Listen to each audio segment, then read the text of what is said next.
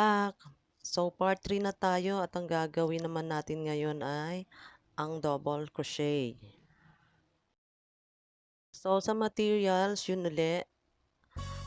Yung gamit ko nung half double crochet, yun din ang gagamitin ko ngayon.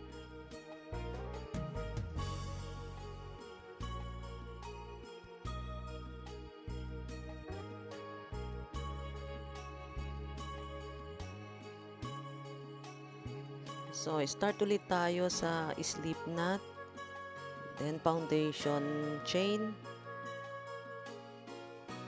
Chain tayo ng 9 stitches plus 3 para makagawa uli ng 10 double crochets.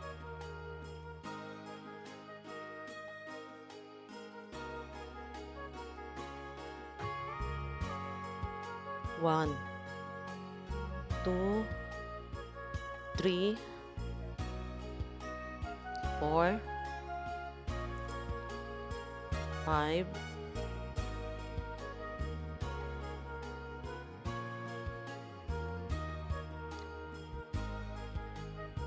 6,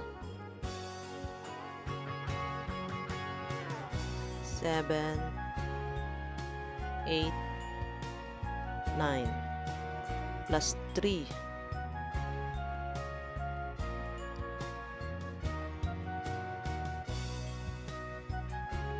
So, add tayo ng 3 more chains. Counts as first DC. First double crochet sa first row. Mapapansin nyo, nag-add tayo sa half double crochet ng 2 more chains, pero dito 3.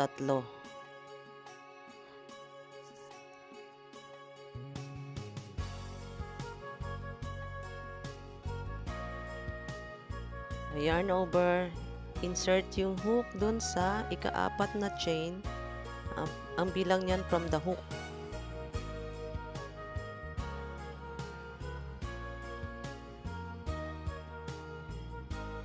Yarn over, pull up a loop. Dapat 3 ang may iwan sa hook. 3 loops lang. Yarn over uli. Hila nung yarn, papasok dun sa 2 loops. 2.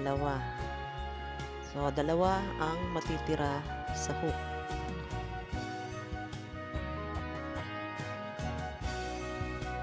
Yarn over uli. Hila uli nung yarn, papasok na dun sa 2 natitirang loops.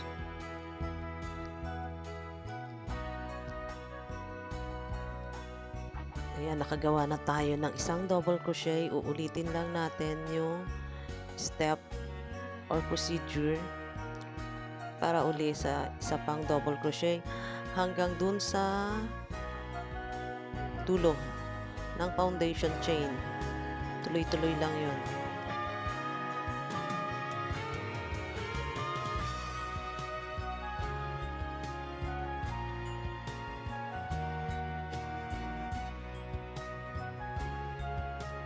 Yarn over, insert hook sa chain, yarn over, pull up a loop, insert sa 2 loops, then insert ulit dun sa remaining loops. So, ganun, uulit-ulitin lang natin hanggang dun sa dulo. Pag natapos natin yung isang row, dapat meron tayong 10 double crochet stitches.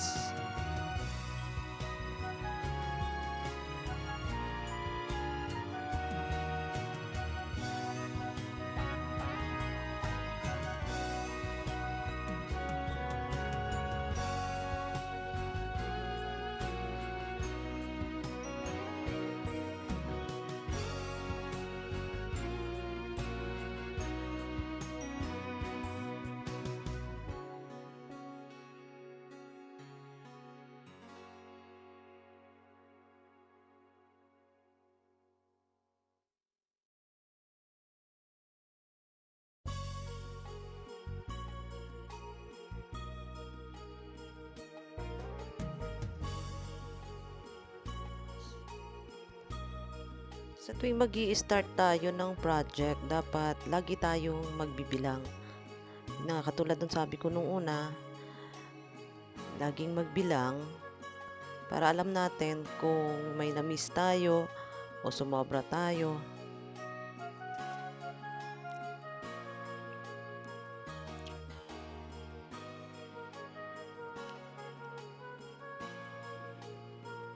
Nine, 10. So, yung chain 3 natin kanina, counted yon as double crochet.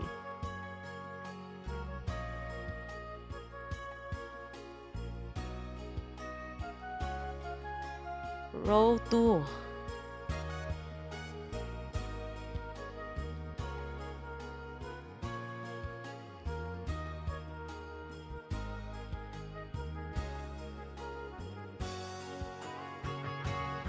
Chain 3 and turn. So, yun uli yung magiging turning chain natin. Tapos, yarn over. Skip uli natin yung first stitch. Insert hook sa next stitch. So, sa bawat mga susunod na rows, yun ang gagawin nyo.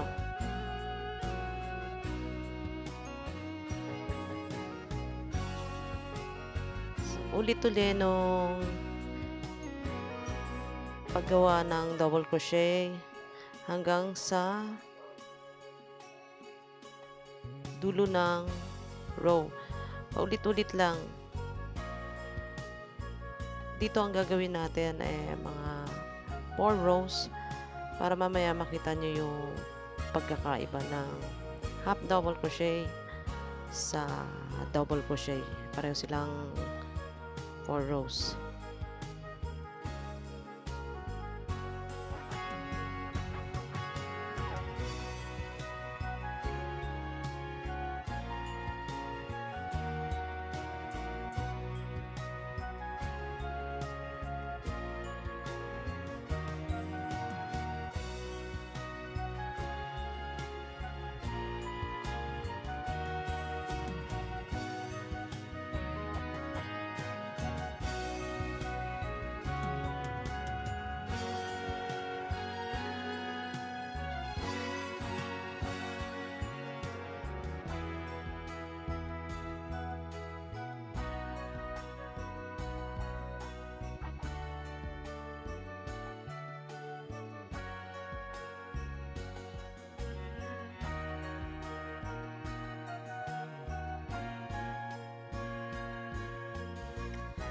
So, nandito na tayo, last DC ng second row. So, yung last DC natin, dapat yon nasa top ng chain 3 stitches na ginawa natin nung una sa foundation chain.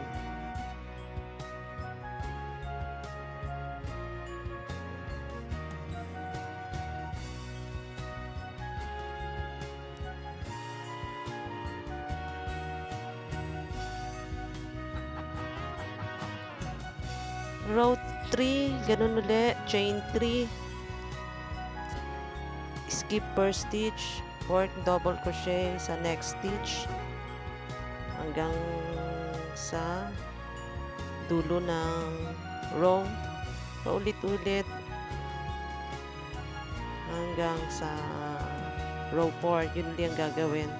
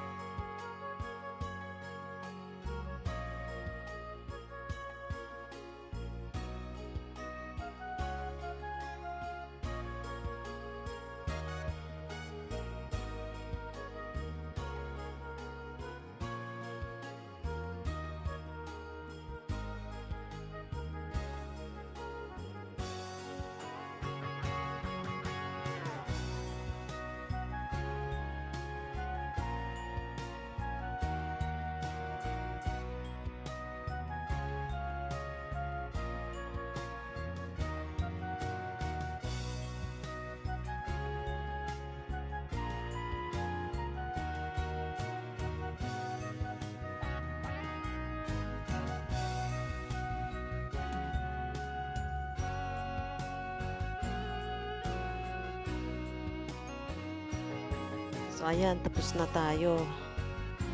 So, tago uli natin yung mga excess na yarns. Tulad pa rin ng dati para malinis tingnan.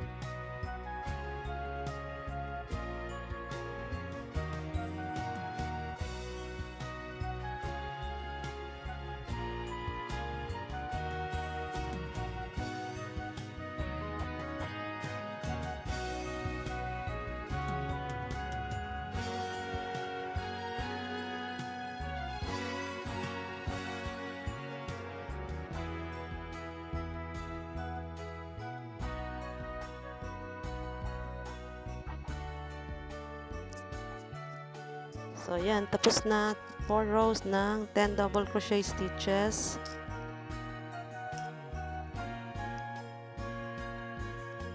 Tapos, ito yung unang ginawa na half double crochet stitches. So, mas maliit siya. So, hanggang dito na lang uli. Bye!